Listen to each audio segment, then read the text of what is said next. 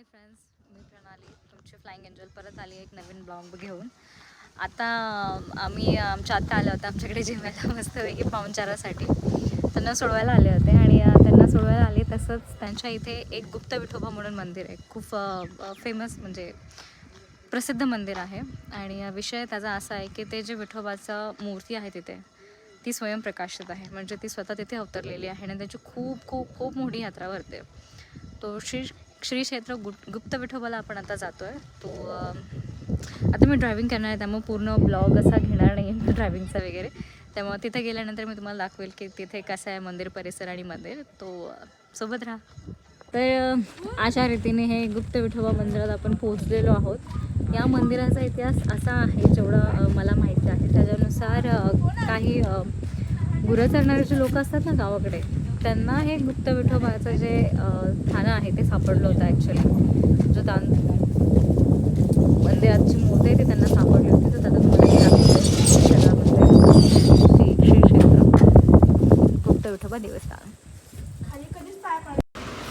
Actually हे जे वरती मंदिर दिसतं आहे हे नंतर बांधलं गेलेलं आहे. आणि मेन विठ्ठल रुक्मिणीचं जे मंदिर आहे ते ॲक्च्युली ग्राउंडमध्ये आहे, आतमध्ये आहे. तो आपण तिकडे चाललो आहे आता.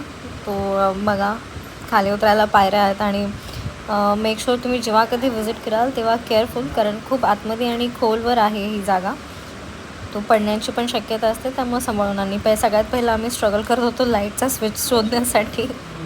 तो लाईट लावलेली आणि आता आम्ही खाली उतरून जातो आहे.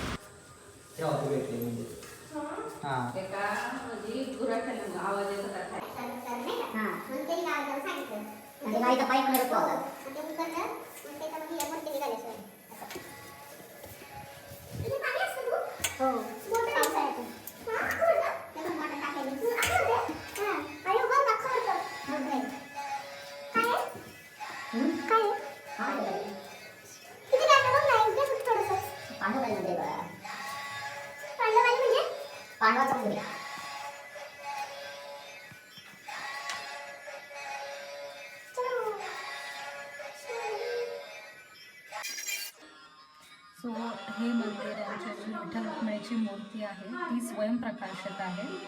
याचा इतिहास आपण थोड्या वेळाने तो आता आमच्या आत्यासोबत आहेत ज्या इथेच राहतात बांगरवाडी गावामध्ये. मेन हे मंदिर इथे आहे आणि ते या मंदिराचा इतिहास सांगतात. तो आता हे मंदिराची मूर्त कशी भेटली, कशी सापडली? खूप दिवसापूर्वी नाही का, छोटी मुलं तेव्हा काही शाळा नव्हत्या, काय नव्हत्या. मुलं गुरं सांभाळायला यायची. गुरं असायची खूप त्या काळामध्ये. गुरं सांभाळायला यायची. ते येता येता अशी पोरं खेळता खेळता आवाज येत होता तिथं, कर कर कर कर खेळता.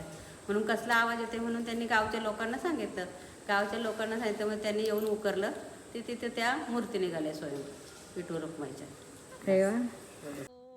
आपल्या आता मंदिराचं दर्शन झालेलं आहे आणि आम्ही आता इथून निघतोय. आणि विशेष म्हणजे आता रात्र पण झाली आहे, जंगलाचा रस्ता त्यामुळे लवकरात लवकर निघतोय. तुम्ही हा ब्लॉग बघून सांगाल मला कसा वाटला आणि नक्कीच फीडबॅक शेअर करा. आणि नेहमीप्रमाणे चॅनलला लाईक आणि सबस्क्राईब करत राहा आणि पोचवत राहा दुसऱ्यांपर्यंत.